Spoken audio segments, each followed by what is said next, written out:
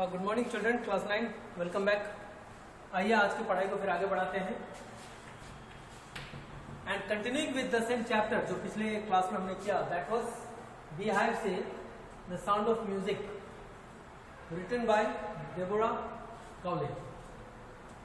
इसी चैप्टर को further move करते हैं और अगर लास्ट स्टेटमेंट, लास्ट लाइन पिछले का अगर आपको याद हो तो मैं रिपीट करता हूं कि रॉन फोर्ब्स की नजर जब पड़ती है किस पे, एवलिन पर, और ये कब की बात है, जब वो जाइलोफोन बजाने की इच्छुक थी और वो चाहती थी लेकिन उसको सबने रोका।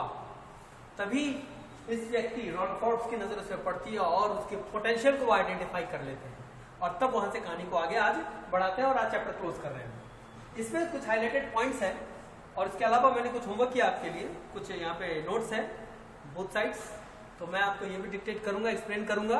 पहले मैं हाईलाइटेड पॉइंट्स को बताता हूं। Ron Forbes thought her to feel music, taught not thought, it is taught. Ron Forbes ने एवलिन को म्यूजिक फील करने का सिखाने की सोची, क्योंकि शी वॉज डेफ, सुन नहीं पा रही थी, सुनने की क्षमता उसकी खत्म हो चुकी थी। तो उन्होंने सोचा कि क्यों नहीं इसको म्यूजिक को फील कराई जाए, क्योंकि इसकी क्षमता, इसकी पोटेंशियल, इसका लगाव म्यूजिक की तरफ था जो उन्होंने जज कर लिया था। She started sensing different notes in different parts of the body, और वह धीरे धीरे प्रैक्टिस के कारण शरीर के हर एक अंगों से म्यूजिक को फील करना प्रारंभ कर दिया। किसने? Evelyn. She overcome her disability by determination and hard work। उसने यानी कि एवलिन ने अपनी कठिन परिश्रम और दृढ़ संकल्प से, निश्चय से अपनी इस ना सुनने की परेशानी, एक अपंगता थी उसको ना सुनने की, उसको पार पा लिया, उस पर जीत हासिल कर ली। She toured UK and performed with youth orchestra। उसने यूके की भी यात्रा की, यूनाइटेड किंगडम, और एक यूथ ऑर्केस्ट्रा के साथ performance the. At the age of 16 she decided to make a music for life। उसने फैसला कर लिया 16 साल की अवस्था में आते आते कि बस अब कुछ नहीं, संगीत ही मेरी जिंदगी होगी। She decided। She scored the highest marks in the audition for admission at Royal Academy of Music। Royal academy of music में जब ऑडिशन हुआ एडमिशन के लिए, वहां के 3 साल के ड्यूरेशन के लिए, कोर्स के लिए, तो एवलिन एकमात्र ऐसी छात्रा थी, स्टूडेंट थी, जिसने हाईएस्ट मार्क्स स्कोर किया था जो उसके इतिहास में कभी नहीं हुआ। She got mastery in almost 1000 musical instruments। इसने लगभग हजारों म्यूजिकल इंस्ट्रूमेंट्स में अपनी पकड़, अपनी मास्टरी हासिल कर ली थी। राइटर डेबोरा काउले, जिसने इसको इंटरव्यू किया, एवलिन को इंटरव्यू किया 2 घंटे तक। एवलिन की जो उस 2 घंटे के दौरान जो इंटरव्यू में बातें हुई वो आगे डिटेल में दूंगा, उसमें वो फ्लॉलेस अपनी बातों को कहती है, ना सुनने के बावजूद भी, सुनने की क्षमता नहीं थी उसके बावजूद भी, ये बड़ा इंटरेस्टिंग है, मैं आपको डिटेल दूंगा। फ्लॉलेस बातें करती है जिसमें लेकिन स्कॉटिश टच था, एसेंट था। अब होता है ना, जैसे हम बिहार के लोग हैं, कहीं भी चले जाए बाहर और लोगों से बात करें तो हमारे बिहार का जो टच है, एसेंस है, जो बात करने की जो वो झलक जाती है, नजर आती है कि ओहो अच्छा, this person belongs to Bihar. उस तरह से वो चूंकि स्कॉटलैंड की थी तो जब गई दूसरे देश यानी कि इंग्लैंड, तो वहां पे उसकी जो एवलिन का जो स्पीच था डेबोरा काउले के इंटरव्यू के दौरान, उसमें उसको स्कॉटिश टच नजर आ गया। तो एवलिन इस पर यह कहती है कि उसने 11 साल की उम्र तक लैंग्वेज को सीखा था। 11 के बाद वो लगभग पूरी तरह से डेफ हो गई थी, तो जब तक उसने सीखना, सुनने की क्षमता उसके पास थी, बरकरार थी, उसने लैंग्वेज को सीखा।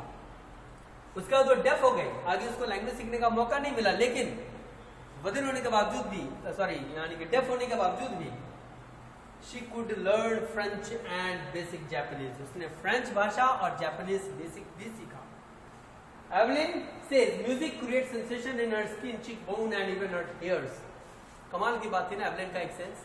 वो कहती है कि संगीत जो है उसके स्किन पे, उसके चिक बोन्स पे और उसके हेयर्स पे भी अपनी एक समझ, एक एहसास छोड़ती है। She feels the vibration of the musical instrument।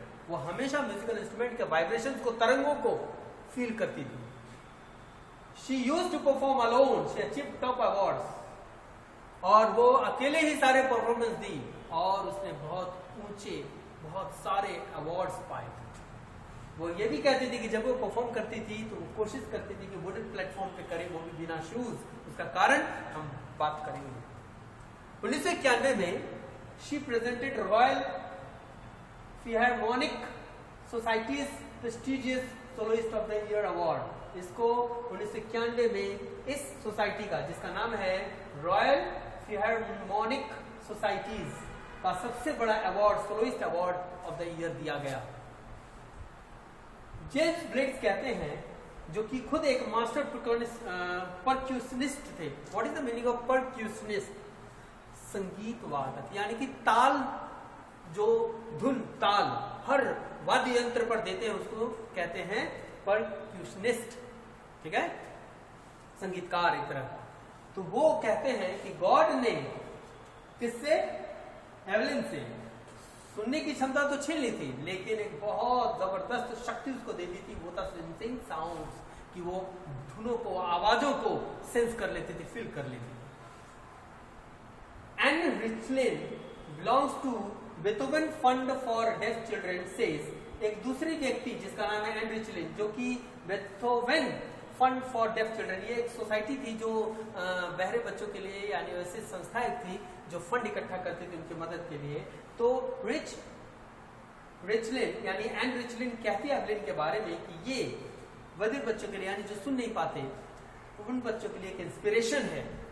और इस तरह से उन्होंने प्रूफ किया कि वह शारीरिक अपंगता के बावजूद दृढ़ निश्चय, पूर्ण कोशिश और लगन से पॉपुलैरिटी को हासिल की और एक ग्रेट म्यूजिशियन है। तो ये तो थी एवलिन की पॉइंट्स हाईलाइटेड गाथा। आते हैं थोड़ा डिटेल में, कुछ होमवर्क मैंने किया आपके लिए, तो listen to it, note this down, लेकिन मेरे लेक्चर्स को जरूर सुनो। जब रॉन फॉक्स एवलिन को देखते हैं और वो फील करते हैं एवलिन के पैशन को म्यूजिक के प्रति, तो वो सोचते हैं कि इसको ना एक ऐसा तरीका अपनाया जाए, सिखाया जाए कि ये म्यूजिक को सेंस करना, फील करना शुरू कर दे। और तब वो एक उदाहरण, एक प्रैक्टिकल करते हैं, 2 ड्रम का, अलग अलग बड़े बड़े साइज के, और दोनों को वो बजाते हैं। एक ड्रम एक अलग आवाज, दूसरे ड्रम एक अलग आवाज, और ये आवाज को फील कराने की कोशिश। और इस तरह से प्रैक्टिस एवलिन की शुरू होती है कि साउंड्स को वो सुन न पाने के कारण कम से कम बैठकर ड्रम से जो आवाज, वाइब्रेशन, कंपन आती है, उसको शरीर से जब टकराता है तो उसको फील करें। और ये फील का ट्रेनिंग उसकी शुरुआत हुई। And to feel what? To feel music. He told Evelyn कि जो सेंस था म्यूजिक का, फील करने का, वो बहुत बेहतर होता चला गया। ये हाई नोट्स, लो नोट्स, यानी ऊंची आवाज, मध्यम आवाज, सबको फील करना शुरू कर दी ड्रम के। और इसका शरीर के अलग अलग बॉडी पार्ट्स ने भी सारे वाद्य यंत्रों का आवाज पहचानना और आइडेंटिफाई करना शुरू कर दिया। और ये सब हुआ कैसे? Determination and hard work. उसने निश्चय कर लिया था ना, और लगातार डेली उस पर प्रैक्टिस कर रही थी। She got into the habit. She toured UK and performed youth orchestra. जब वो यूके गई तो वहां यूथ ऑर्केस्ट्रा के साथ उन्होंने परफॉर्म किया। अपनी शुरुआत परफॉर्मेंस देने की स्टेज पर उन्होंने ऐसे ही की। यूथ ऑर्केस्ट्रा के साथ परफॉर्म करना शुरू किया। 16 साल की अवस्था तक आते आते एवलिन ने सोचा कि वह जिंदगी बनाएंगी संगीत को, संगीत ही उसकी जिंदगी होगी। और इसके लिए वो जब audition the royal academy of music में, तो सबसे हाईएस्ट स्कोर की, जो कि रॉयल एकेडमी में जो म्यूजिक की एक संस्था थी, कभी ऐसा स्कोरिंग हुआ नहीं। जैसे सारे रिकॉर्ड तोड़ दिए, उसके इतिहास में ऐसा हुआ ही नहीं था। Initially she performed in a group. पहले तो शुरुआती दौर में वो ग्रुप से परफॉर्म करते थे, लेकिन धीरे धीरे अपना कॉन्फिडेंस गेन की और अकेला परफॉर्म करना शुरू कर दिया। 3 वर्ष की जब उन्होंने ट्रेनिंग कंप्लीट की रॉयल एकेडमी ऑफ म्यूजिक से, तब तक इन्होंने बहुत सारे टॉप अवार्ड्स पा लिए थे। लेकिन होता है ना, कई बार इंसान जब शिखर पे चढ़ता है तो उसके पास घमंड अहम से आ जाती है। एवलिन को ऐसा कुछ नहीं था। She was down to earth girl. वो एक ऐसी महिला थी जो जमीन से जुड़ी हुई थी। उसके पास घमंड नाम की कोई चीज नहीं थी। उसने बहुत कठिन परिश्रम किया। And the 2 important things for success, और उन्होंने 2 चीजों को माना सफलता की कुंजी। एक हार्ड वर्क और दूसरा एम। और सही बात है, हम क्या, कोई भी इंसान के लिए एक प्रेरणा है। और सही बात है, एवलिन वाकई में एक प्रेरणा है। इन्हें 2 बातों को कहा, दोनों पे हम थोड़ा सा बात करते हैं। एक है हार्ड वर्क, कड़ी मेहनत, कठिन परिश्रम और एम का मतलब लक्ष्य। जब इंसान इन दोनों को निर्धारित करता है, दोनों को अपने पास रखता है, दोनों पर अग्रसर हो जाता है ना, तो सक्सेस तो होना ही है, सफलता उसकी कदम निश्चित ही चुमेगी। और ऐसा ही एवलिन की भी विचार थी। और लास्टली वो टॉप मोस्ट म्यूजिशियन बनी, वर्ल्ड का famous musician of the world. इन्होंने लगभग हजारों म्यूजिकल इंस्ट्रूमेंट पे पकड़ बना ली थी, मास्टरी हासिल कर ली थी। और programmes, concerts all over the world क्या करते थे। और सबसे बड़ी बात, एवलिन ने म्यूजिशियंस को जो बैक बेंचर होते थे, पीछे छुप के म्यूजिक बजाते थे, उनको स्टेज पर ला दिया और फ्रंट में ला दिया। मतलब एक्चुअली में हुआ क्या कि एवलिन के बारे में लोग जान रहे थे कि शी वॉज डेफ, और लोग ये सोचते थे कि एवलिन का कार्यक्रम वो बजाएगी कैसे। तो एवलिन को सुनने की जिज्ञासा में और जो कार्यक्रम संचालक थे वो एवलिन को फ्रंट पे स्टेज पे रखते थे, सो दैट कि एवलिन को देख भी पाए और उसके टेक्निक को जाने कि कैसे सेंस करती है म्यूजिक को। और इस तरह से एवलिन ने शुरू कर दी उस क्या बोलते हैं परंपरा को, जिसमें म्यूजिशियंस जो पीछे हुआ करते थे उसको फ्रंट में आने लगे, स्टेज के एकदम सेंटर पे। यह भी एक बदलाव था। ये बारीक से बारीक धुनों को, म्यूजिक को ये पकड़ बना लेती थी। राइटर डेबोरा काउले कहती हैं, जो इस साउंड ऑफ म्यूजिक का राइटर है, फर्स्ट पार्ट का, ये कहती हैं, क्या कहती हैं? ये कहती है कि एवलिन से 2 घंटे तक मेरी बातचीत हुई, और लेकिन ये 2 घंटे तक इसने एक भी कुछ ऐसी बात नहीं बोली जो ये मिस कर गई हो, यानी कि मेरे हर सवालों का इसने जवाब दिया, फ्लोलेस टॉक किया इसने। बस यही थी कि इसके टॉक में एक एसेंट था, और वो स्कॉटिश एसेंट, यानी कि उसकी भाषा का जो अंदाज था वो स्कॉट के लोग जो स्कॉटिश भाषा बोलते हैं उसका एक टच था। तो एवलिन कहती है कि मुझे कोई परेशानी नहीं होती किसी के बात को सुनने और जवाब देने में, क्यों? क्योंकि लिप मूवमेंट्स को रीड कर लेती थी। लेकिन वो हमेशा कहती थी कि मुझे उन लोगों से ज्यादा परेशानी थी जो बियर्ड वाले होते थे, जिनके बहुत सारे दाढ़ी मूछ हुआ करते थे। अब होता क्या था कि दाढ़ी मूछ वाले, बड़े मूछ दाढ़ी वाले लोगों का लिप्स ढक जाता था। अब लिप्स मूवमेंट तो रीड कर नहीं पाती, तो थोड़ा सा वहां से स्ट्रगल हुआ करती थी।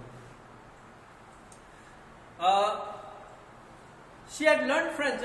फिर उसके बाद ये कहती है एवलिन कि, और रह गया भाषा सीखने की बात, तो 11 साल की अवस्था में आते आते एवलिन ने लैंग्वेज सीख लिया था, लेकिन 11 वर्ष समाप्त होते होते तक उसके सुनने की पूरी क्षमता समाप्त हो चुकी थी। एवलिन अपनी सुनने की क्षमता को खो चुकी थी। She had become deaf by the age of 11, और तब तक वो लेकिन लैंग्वेज सीख चुकी थी, स्कॉटिश। दूसरी चीज कि डेफ होने के बावजूद भी उसने उस काल में भी हियरिंग कैपेसिटी खो जाने के बावजूद उसने 2 भाषाओं का भी ज्ञान पाया, वो था एक फ्रेंच और दूसरा जापानीज। एवलिन कहती है कि म्यूजिक जो है ना, एक सेंसेशन क्रिएट करती है उसके बॉडी में, उसके शरीर में, उसके स्किन पर। सोच लीजिए कि उसने क्या खुद को झोंक दिया म्यूजिक के लिए। म्यूजिक ऑफ साउंड उसके पूरे बॉडी फील करती है, यानी कि उसका शरीर का हर एक अंग म्यूजिक को, उसके धुन को सेंस कर लेती है, यानी कि एहसास करती है। वो वाइब्रेशंस को, जैसे कि कोई ड्रम बजा रहा है तो स्टिक से जो बजता है, तो वाइब्रेशन जो होती है वो उसके हाथों से सेंस होता हुआ माइंड तक आता है, एंड शी फील्स। जाइलोफोन को भी जब वो बजाती है रंग तरंग को, तो तरंग को जब बजाती है वो, तो वो भी स्टिक से वाइब्रेट होकर उसको उंगलियों से होते हुए उसको सेंस कराता है, फील कराता है।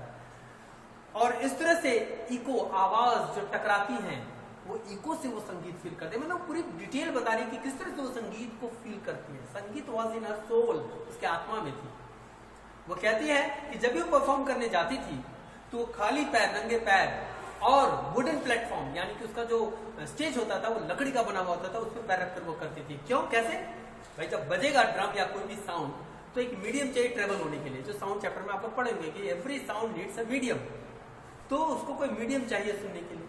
तो लकड़ी के प्लेटफॉर्म पे जब बैठती थी तो लकड़ी के प्लेटफॉर्म से आवाज से ट्रेवल होते होते उसके पैरों से होते हुए उसके शरीर में आ जाती थी, और वो इस तरह से म्यूजिकल इंस्ट्रूमेंट्स के साउंड को फील करती थी। मतलब दिस इज ग्रेट ना, ग्रेटनेस किसी व्यक्ति की। अब आगे की बात, ये सब बात बताते बताते एवलिन कहती है कि 1991 एवलिन ने सारी बातें बता दी, और एवलिन के बारे में फिर आगे है कि किसने कहा, कौन है वो, हाँ,